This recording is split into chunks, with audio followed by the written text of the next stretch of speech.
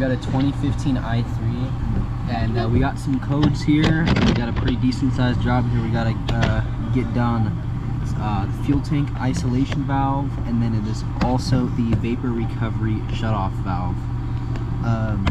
The codes would be 2806025 and then 2117015 or something very close to that. In order to access both of these, we're gonna have to drop the fuel tank, so I will be showing a video how to do so because there is no videos on how to do it. Numbers, information on the fuel tank isolation valve, and then vapor recovery shutoff valve. All right, so I gotta find her wheel lock, but it's a 17mm. Take this wheel off, and then we're gonna take off all these covers here on the inside. Make sure you undo the fuel cap as well. So yeah, we'll just start from there. You know, these are all gonna be 8s and probably some 10s and some 12s, and we'll just take off. If we can take off half and get away with it, cool. If not, we'll just take the whole thing off. It's not very hard. Next, you're gonna get your E12 here, and then you're gonna go ahead and just take off this plate here. And then once that drops, we'll have a lot more access to everything else here. Pull this guy down, boom, and then it'll kind of separate this. There's a big ass coolant hose that runs all the way back through, so you gotta pull that guy down. And then once you get your last bolt, then this guy will drop easy. All right, if you're not, those who are wondering, what is this? This is your fuel tank, and I'm wondering what it is too, but don't worry, we're in it together. So I don't know if these are 10 to 12s, but that's your tank. You got to support it with something. I'm in the air, so I got a nice tall ass fucking jack here. The next, I mean, if you're on the floor, it'd probably be easier. You just get an actual jack and call it a day, and you can kind of just hold it with it. Take these guys off. Now it's gonna drop once you do it, so you want to go real slow. Whether you have a standing jack like mine or a floor jack, it doesn't really matter. But yes, this is your tank, and once we can drop it a little bit, we can kind of start pulling some things off of it, dropping the tank, and getting to what we need to do. So we'll start from here. So there's a couple things we need to disconnect here to actually like have a lot more access and drop our tank. So don't just go ahead and straight drop it, right? We have our filler neck little clamp there. That's what she looks like. I already took mine off, but you literally just get a nice little flathead or something, pull that bitch off. Right next to it too, that's your vent for the fuel neck, I believe. You can go right under here. See that white fucking thing? We're gonna push that in and pop that out. Boom. So now it's not gonna be all slanted, and we can have a lot more space and probably almost drop the tank. You got to be careful though when you're dropping it, right? There's some other lines here, some other fuel lines and stuff we got to be cautious of. Push in on it on the side, and then you use like a pry bar or something, or a flathead or a upholstery tool. You push in on the tab and then you pull it out, and then that guy will come out. If you're having trouble with this connector, don't worry, I was too.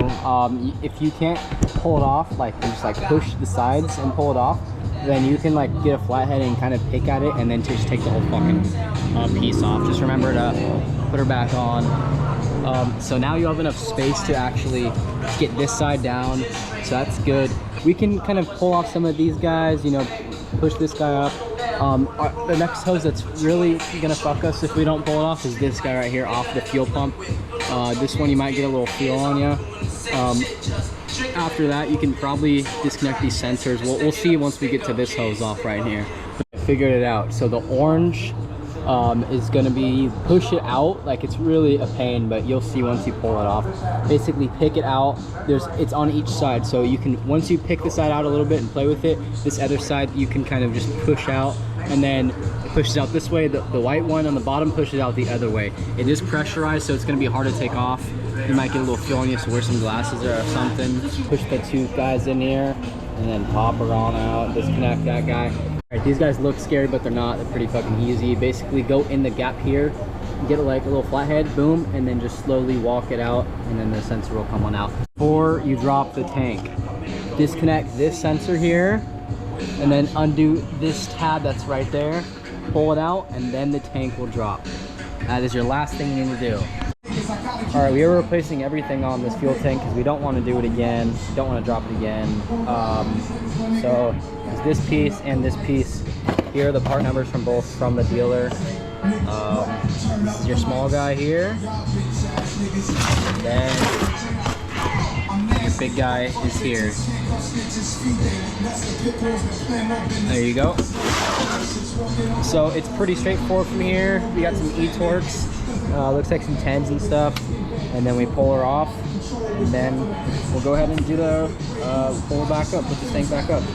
Alright, so I already started to get all my connections in, got all the sensors plugged in. I kind of put everything back to normal. It's kind of a pain getting this fuel guy on. I put this on first and then the sensors. You know, what's left is basically just those two tough ass hoses to pop in, and then you got to get your little clip for your fuel neck guy. And then after that, you're literally good. See the fault codes. We'll check some live data and stuff and see what's going on. But let's focus on getting these two clips back in, and then that's pretty much it. We'll put everything back together. All right, so we have our tank up.